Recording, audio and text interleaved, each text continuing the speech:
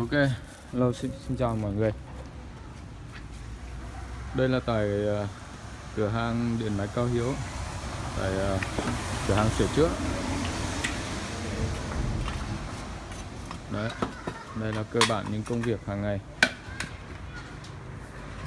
Sửa đồ điện dân dụng, sửa đầu nổ, bình bơm thuốc, máy cưa xăng, máy cắt cỏ.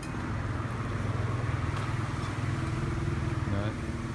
Thì hôm nay mình đăng cái video này để cho những cái bạn nào mới hết học, hoặc là những bạn yêu thích cái ngành nghề điện, hoặc là thích ngành nghề động cơ nổ, động cơ 2 thì 4 thì. Đấy, sửa máy cưa xăng này, sửa máy cắt cỏ, sửa động cơ. Đấy, như cái động cơ Honda kìa, rồi động cơ cắt cỏ 2 thì này, của bình bơm thuốc, của máy cắt cỏ. Đấy, thì bên mình đang cần thêm học viên, đào tạo miễn phí, bao ăn bao ở. Đấy, sau khi biết việc thì được quán công việc, làm thì nhận lương theo sản phẩm của mình, theo năng lực.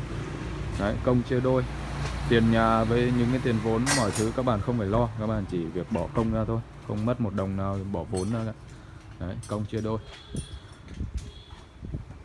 Đấy, thì bạn nào có duyên xem cái video này mà nếu mà muốn yêu thích học nghề thì có thể liên hệ với mình theo số điện thoại 036 476 9611. Đấy, hoặc là truy cập vào fanpage của mình là www.facebook.com điện máy Cao Hiếu. Đấy, thì bên mình có cửa hàng đây thì chuyên sửa chữa cũng như là bảo dưỡng, bảo trì máy móc cho khách hàng. Đấy, thì bạn nào có nhu cầu thì có thể là tham khảo, cũng như là nếu muốn học nghề thì liên hệ với mình. Bên mình nhận đào tạo miễn phí và có chỗ ăn chỗ ở đàng hoàng. Đấy,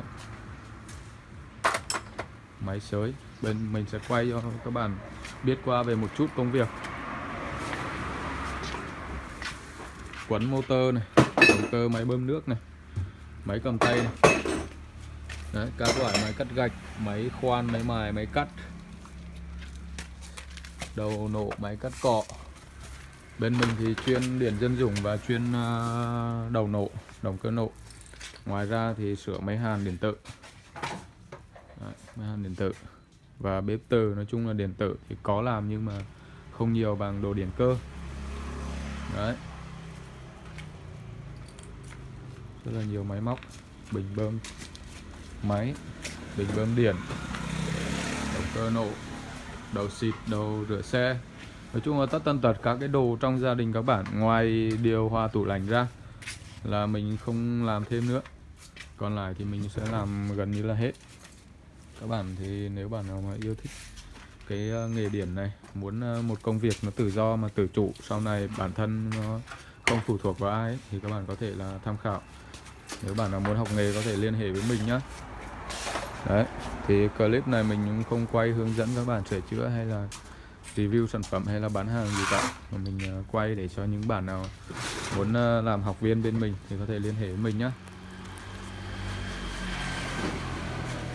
Đấy, thì nếu bạn nào có nhu cầu thì có thể liên hệ với mình theo số điện thoại là 036 476 9611. Đây, mình quay trực tiếp tại cái cửa hàng sửa chữa luôn. Đấy, những công việc nào bên mình làm thì mình cho các bạn xem luôn. Đấy, bạn nào thấy phù hợp thì cứ liên hệ với mình nhé. Ưu tiên những cái bạn ở xa, ở làng quê, ví dụ như Nghệ An. Đấy, ở Nghệ An thì mình sẽ ưu tiên hơn một chút, bởi vì là mình cũng quê Nghệ An. Cảm ơn mọi người đã dành thời gian theo dõi nhé. Chúc mọi người thành công.